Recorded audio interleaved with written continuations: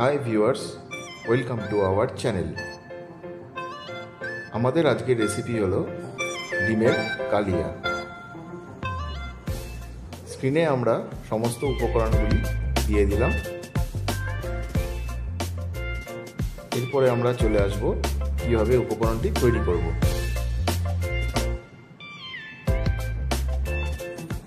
প্রথমে কড়াইয়ে ডিম আর আলুগুলো সেদ্ধ করতে বসিয়ে দেবো। তারপরে আমরা আদা, রসুন, পেঁয়াজ, টমেটো, কাঁচা লঙ্কা কেটে রাখবো।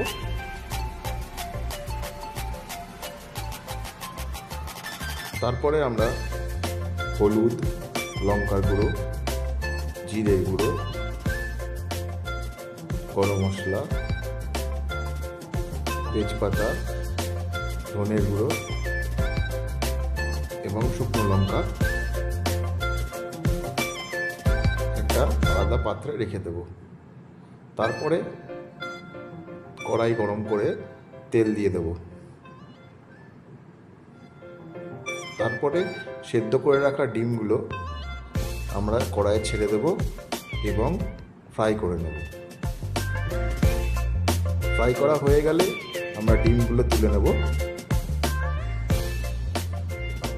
তারপরে সেদ্ধ করে রাখা আলুগুলো আমরা ফ্রাই করে নেব।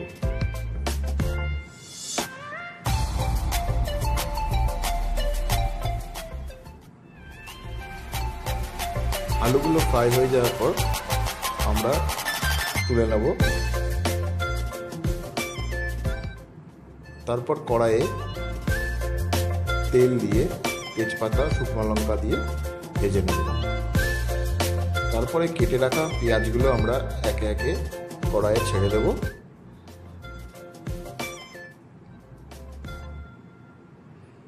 তারপরে পেঁয়াজগুলো গোল্ডেন ব্রাউন করে ভেজে নেব। যতক্ষণ না গোল্ডেন ব্রাউন হচ্ছে আমরা পেঁয়াজগুলো ভেজে নেব। এরপরে পেস্ট করে রাখা আদা, রসুন আমরা দিয়ে দেব।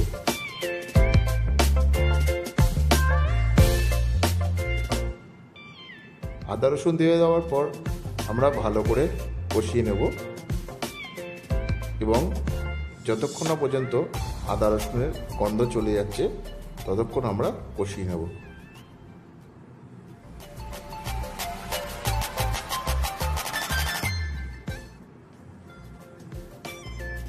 এরপর আমরা টমেটো এবং কাঁচা লঙ্কা দিয়ে দেব।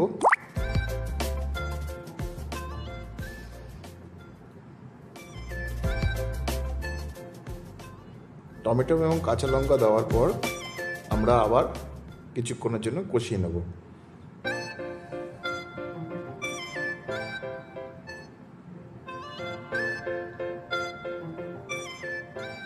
তারপরে আমরা স্বাদ অনুযায়ী নুন দেব।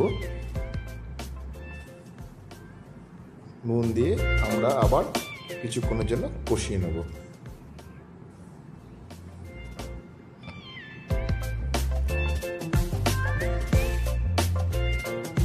কিছুক্ষণ কষানোর পর আমরা গুঁড়ো মশলাগুলো সব কড়াইয়ে দিয়ে দেব।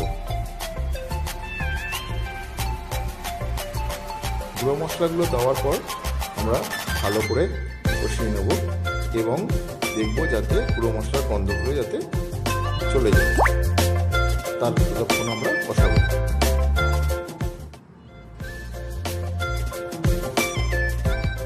এবং পরিমাণ মতন জল দেব। পরিমাণ মতন জল দেওয়ার পর আমরা আবার ভালো করে কষাবো। ভালো করে কষিয়ে কষিয়ে আমরা তেলটাকে বার করে নেব মশলা থেকে।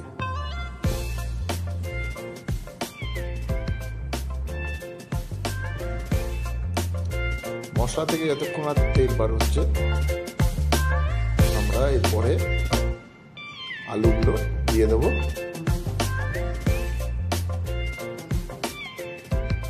ফ্রাই করে রাখা আলুগুলো দেওয়ার পর আমরা আবার কষিয়ে নেব।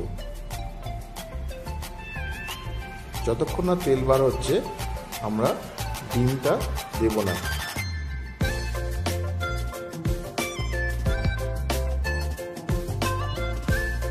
তারপর পরিমাণ মতো জল দেব মশলার মধ্যে। এটি কিন্তু পুরোটাই গরম জলে করা হচ্ছে।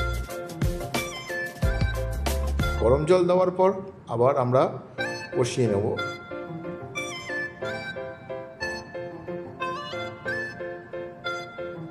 কষাতে কষাতে যখন তেল বেরিয়ে যাবে মশলা থেকে, তখন আমরা দেখুন তেল বেরিয়ে গেছে মশলা থেকে। এখন আমরা ডিমগুলোকে দিয়ে দেব। ডিমগুলোকে দিয়ে দেওয়ার পর কিছুক্ষণ ঢেকে রাখবো আমরা, 5 মিনিটের মতন ঢেকে রাখবো। তারপরে আবার হালকা করে কষিয়ে নেব।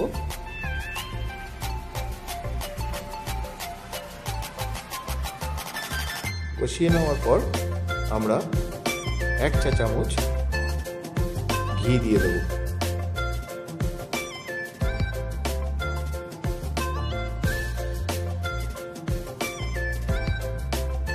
তারপরে নামানোর আগে আমরা কিছুটা কসুরি মেথি গুঁড়ো করে দিয়ে দেব।